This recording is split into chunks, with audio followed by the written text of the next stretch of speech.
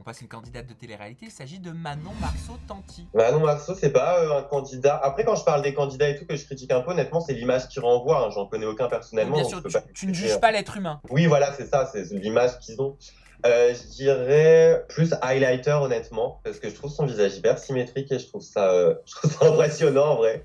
Elle a les deux pommettes pareilles, tout est pareil. Et non, niveau intelligence, honnêtement, j'ai regardé vite fait là pendant le mois de mai, tout ça, j'ai regardé un peu les Marseillais, tout ça. Et c'est vrai que je trouvais qu'elle était un petit peu, enfin qu'elle recherchait un peu la lumière et tout, et qu'elle se sentait un peu menacée ou je sais pas quoi. Enfin, je sais pas, j'ai senti un peu un truc malsain dans l'image qu'elle donnait à la télé. Vas-y, faisons de la lithographie, sors-nous tes pierres et dis-nous ce que tu as J'ai ressenti. de la métisse pour la détendre. Il lui faut de la métisse pour la prochaine saison.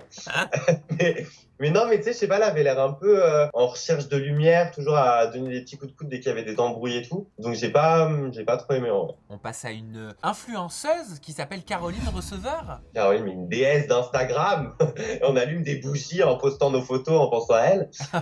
Je dirais honnêtement les deux. Highlighter parce qu'elle est hyper jolie et intelligence, non pas parce que par rapport à ce qu'elle dit, parce qu'honnêtement, je trouve qu'elle parle pas beaucoup dans ses stories. C'est vrai qu'on l'entend pas trop parler. Ou son salon, tu vois, donc elle communique pas trop, mais je trouve que c'est une businesswoman de ouf, tu vois. Elle a réussi à se renouveler de ouf, à créer un empire et tout, par rapport à ce qu'elle avait fait et tout, donc je trouve ça super. C'est marrant parce que tu vois, j'y avais pas pensé, mais je crois que tu viens de mettre le doigt sur quelque chose que je savais, mais sans mettre de mots dessus. C'est vrai, en effet, maintenant que tu le dis, c'est évident. Je l'entends pas parler, raconter sa vie, dire alors comment vous allez aujourd'hui. Eh ben moi je vais vous raconter. C'est vrai, hein? Non, c'est vrai que je sais même pas la voix qu'elle a. Tu vois, faudrait que je regarde Hollywood Girl pour me rappeler de sa voix, mais elle parle pas beaucoup.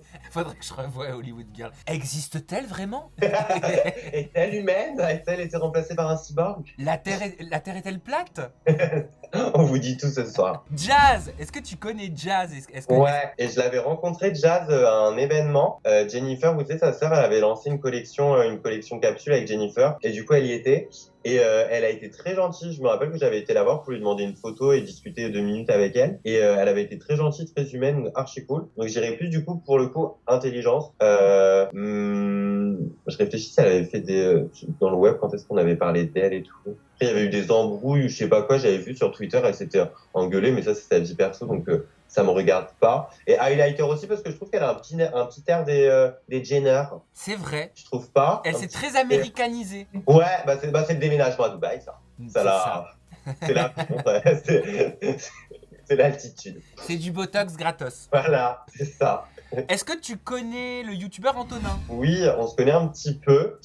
Du coup, Antonin, pareil, les deux, intelligence, parce que je trouve que son contenu, il est grave diversifié avec sa série, tu sais, Amour, gloire et excès, qu'il a amené sur YouTube, que j'ai trouvé grave intéressante et que je suis. Et même à côté de ça, il fait des vidéos sur sa vie perso et tout ça, où il fait de la prévention aussi auprès des gens qui le suivent. Donc, je trouve ça hyper cool. Et highlighter aussi, parce que c'est une bad girl, quoi. J'adore son look. C'est avec ses pattes def à paillettes et tout, j'adore. Il a pas peur de se maquiller, il a pas peur d'appliquer le pinceau, il a pas peur de mettre du trait de maquillage, il a pas peur de mettre des vêtements qui sont même pas faits pour la catégorie homme, quoi. De ouf, il a tellement raison. Du coup, non, j'aime beaucoup Antonin. Nabila, influenceuse. Nabila, les deux aussi. Hein. Je suis gentil avec tout le monde aujourd'hui, j'adore. Non, Nabila, en vrai, je l'aime beaucoup aussi. Enfin, je l'aime beaucoup, non. Je l'aime beaucoup, tout le monde. Je la trouve très jolie, elle est très intelligente par rapport à son parcours, son business et tout. Mais après, je trouve que des fois, elle joue un petit peu sur le côté bébête et tout. Je sais pas, tu sais, ses stories et tout.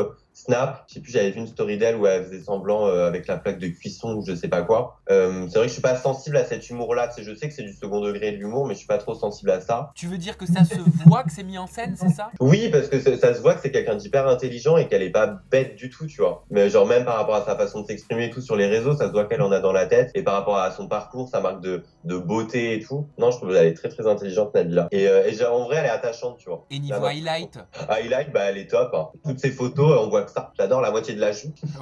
Non, vraiment, elle est très jolie, elle se maquille très très bien.